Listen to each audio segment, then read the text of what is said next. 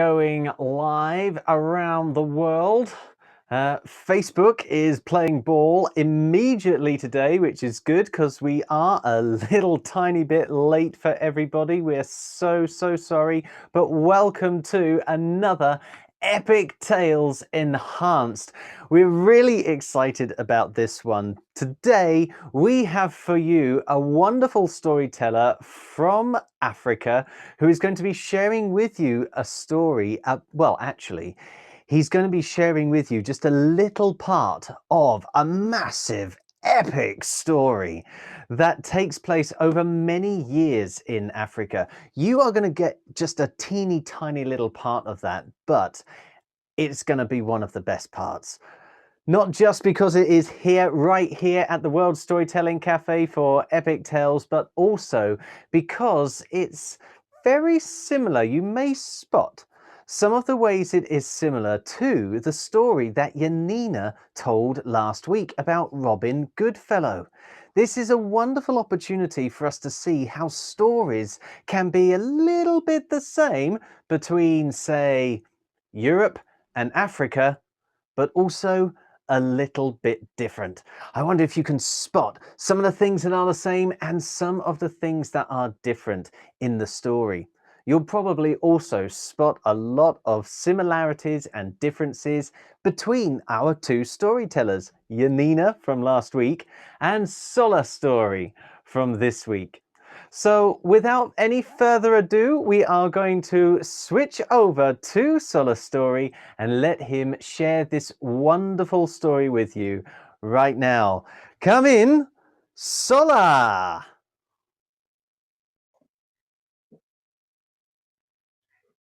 Hashima. Hashima means respect in Swahili, an East African language. My name is Shola Story, and I'm going to tell you a story.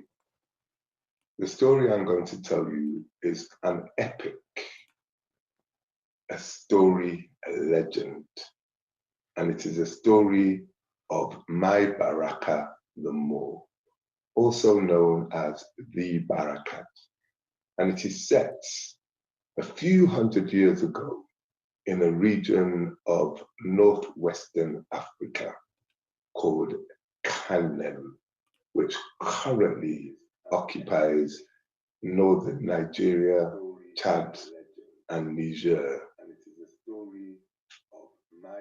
My Baraka was a child of the Sefua dynasty, a dynasty that had its origin back a millennium and millennia ago, in the time of the origin of the Akkad Empire and the first ancestor of Kanem, Sargon the Great. The Sefua dynasty was a dynasty of Mai's royal family, and Mai was a prince of that dynasty on his mother's side, but on his father's side, he was a prince of Europe. His father, Garamet, was a son of the kings of Anjou, whose lineage went back through Charlemagne, right through to the Merovingians, who ruled Europe after the fall of the Roman Empire.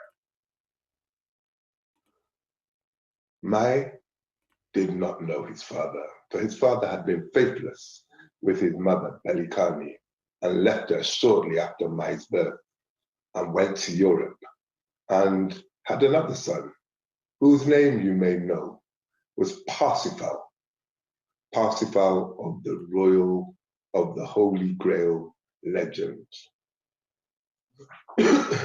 Now,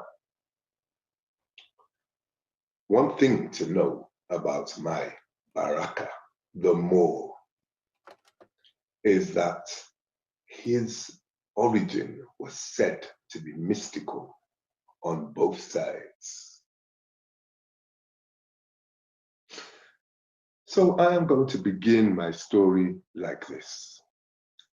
In a place far from here, but near to there. And perhaps you can say it with me, in a place far from here, but near to there. Mai was having a wonderful childhood. You see, his mother was learned in the wisdom of the ancients. She knew the stars. She plotted the skies along with the royal sisterhood. She was a master of the kora, a lute-like instruments that was played with 21 strings and had divine melodies.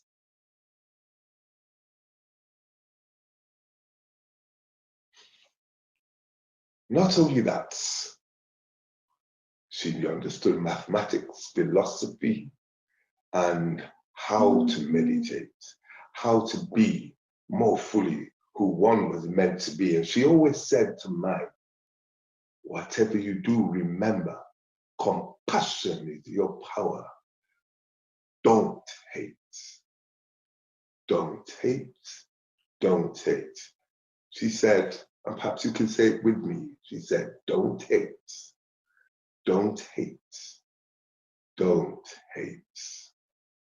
These were lessons that Mai learned as a child, and he understood them then. Now, his father was no longer with him, but he did not lack for a father figure because he had his uncle, Ogu. And Ogu was a mighty warrior of Ife, a land in the south of Kanem, far to the south of Kanem, in present-day Nigeria, southern Nigeria. His origin was also mystical, and many had seen the red glow that surrounded his body as he forged, wielding his hammer with almost delicate precision. Can you hammer with me?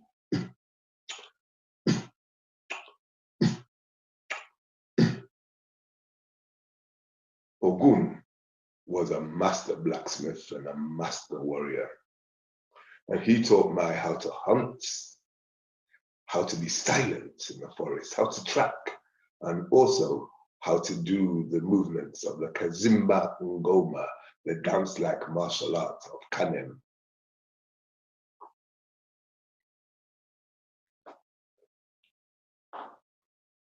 I wonder if you can do these moves.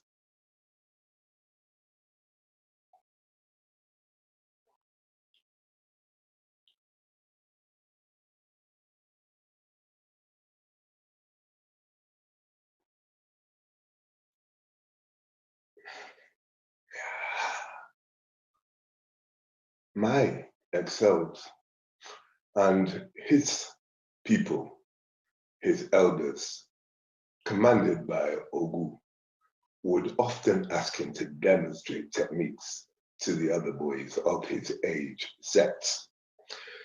Mai's childhood was blissful, filled with poetry, dance, and music, laughter, and love. One day he was sitting with his mother, looking at the stars, and his mother pointed at the star that was reddish, actually was a planet, known today as Mars. And she pointed at that and said, that is your father's planet. That is your father's star. He has the destiny of a warrior. So do you. Your life may be difficult. Your life may involve conflicts, but don't hate. Maybe you can say it again. Don't hate. Don't hate. Compassion is your superpower. Remember this. And Mai did remember. This was etched deep into his heart. When Mai was nine, everything changed.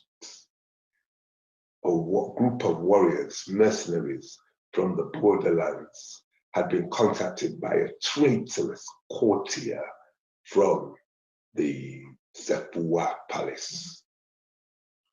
He was treacherous, tricky, filled with lies and deceit and envy.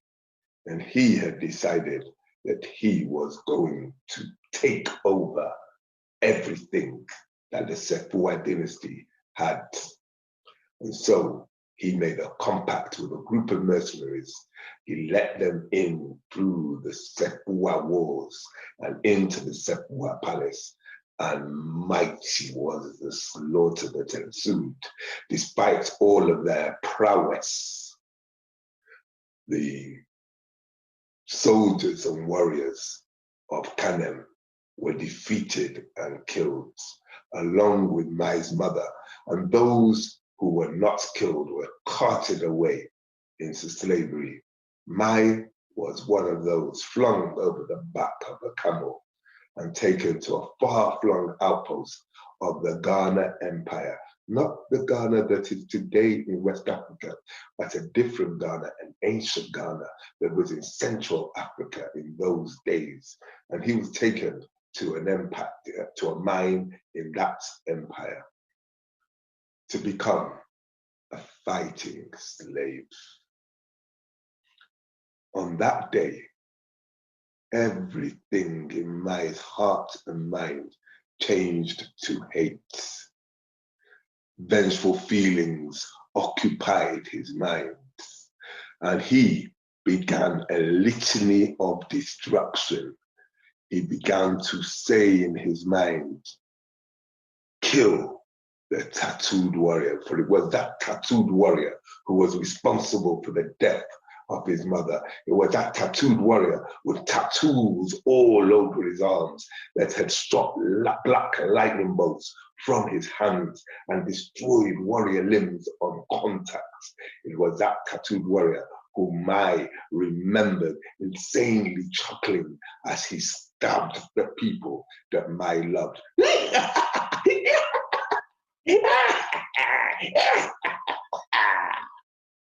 Oh,